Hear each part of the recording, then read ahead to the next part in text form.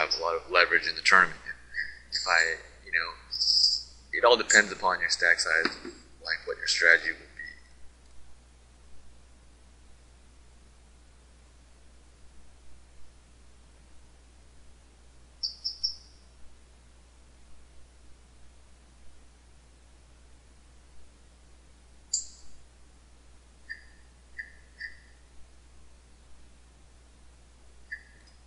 Ace Queen suited here.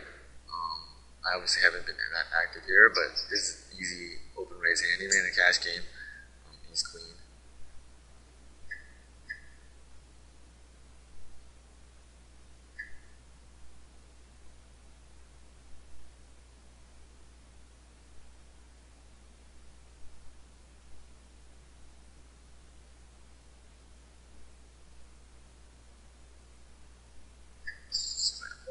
Called. This is top pair. With 885 stack, I'm pretty much going to stack off here. Meaning like I'm going to lose all my chips. I'm going to get 200. Hopefully he calls me. Alright. He's all in. So, I mean, I started the hand with 880. The pot became 300. I'm just going to put it in. And hope for the best. Hope he didn't hit a set or something. But, maybe he's doing but I protect my hand. I don't think I can still play it. It's only a queen. But aces, I'll still play it. Here his deuces. He tried to make a move on me, and he gets lucky. He gets a deuce, and he wins. But it was the best. I put it in with the best hand. What can you do? Well, there goes that one.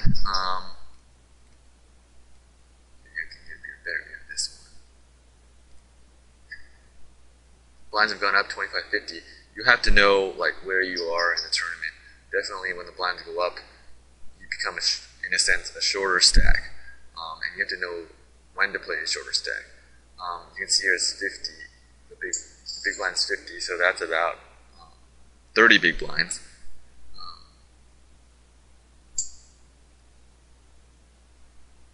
Not 30 big blinds. It's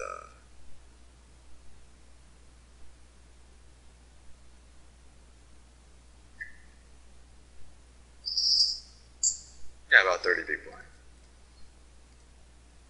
King, queen suited, 30 big blinds isn't that much. So, usually in a cash game you're playing 100 big blinds. You can't effectively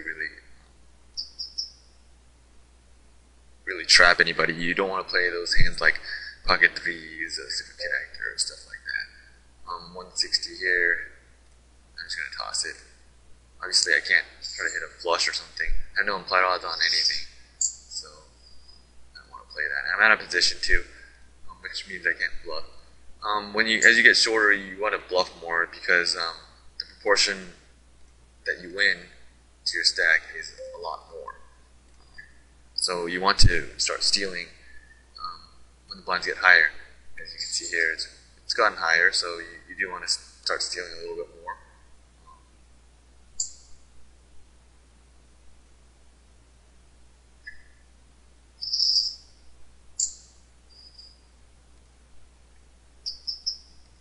6-9 suited. Again, you don't want to play these implied odds hands like suited connector, small pairs,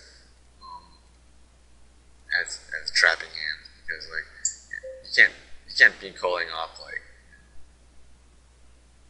of your stack trying to hit stuff unless you intend to bluff. If you intend to bluff, it's kind of different.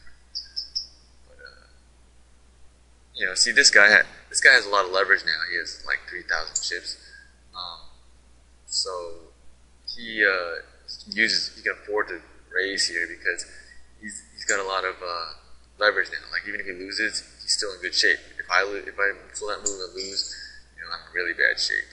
He can even afford to bet 1,000 here and scare off these guys. These guys can't even do anything. This guy's gonna call off half a stack or something like that. And, this is terrible. This is a pretty good move here. Obviously, he probably got caught here. He probably had nothing here, I would imagine. Oh, or not. He has aces, but he's allowed to have a hand. This guy's a big stack. Obviously, if I was him, I would be raising, stealing. People can't keep up with him anymore. he definitely has a lot more bluff equity. That's why it's very powerful when you have a big stack. I believe that if you have a bigger stack than other people, like when everyone's short and you have a big stack, you do have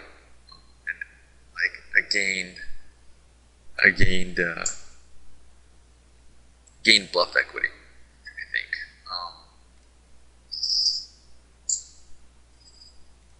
I think definitely you have the power to push people around, and just because they don't want to get eliminated.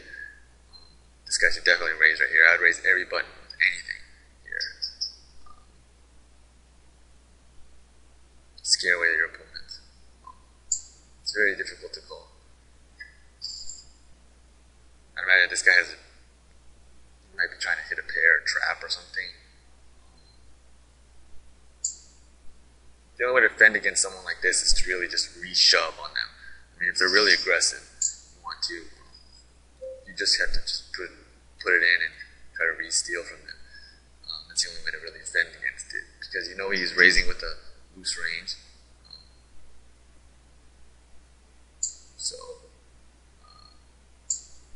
you can just re-shove it. There's probably not that many hands you can call with anyway, so you just gotta take a shot.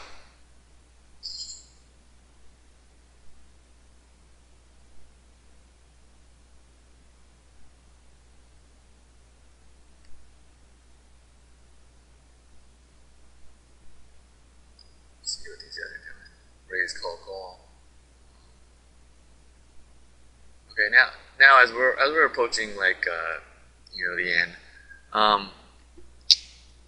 the object of a sit and go is not to win it.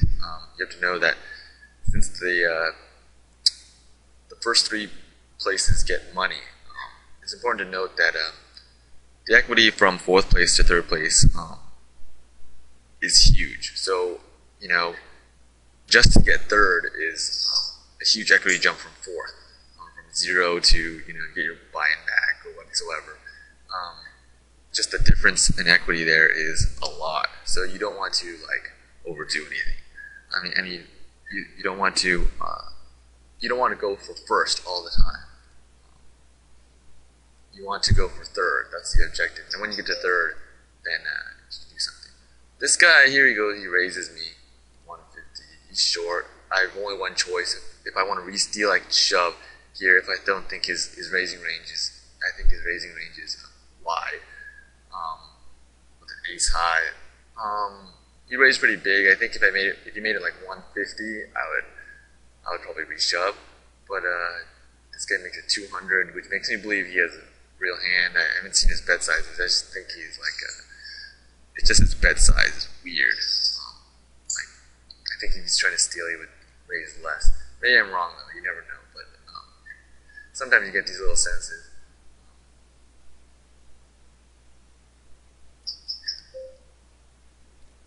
This guy's probably, I think this guy's probably stealing. I mean, I could re-shove here, too. Wouldn't be a bad move at all. I'm just gonna wait till my button. But, I mean, I think I could shove there easily. I think it's probably a positive equity play to just shove here. I mean, he has all the reason in the world to raise here. So, I'm looking for spots to steal. E3, I'm just going to raise here, play my position. It's a crap hand. Obviously, if I get re-raise, I'm done.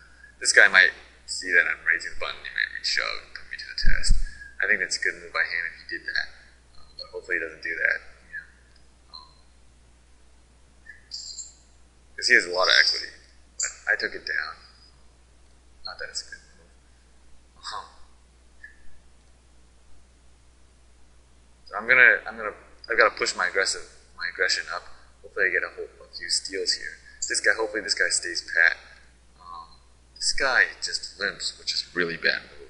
I don't know what he's doing. Maybe he's trapping with aces or something, but I don't like that. I mean, if I raise, I don't want him to call. I mean, obviously I raise, I want everyone to fold pre-flop. And I know 3-4 suited is, wow, what a flop to flush, but, you never know.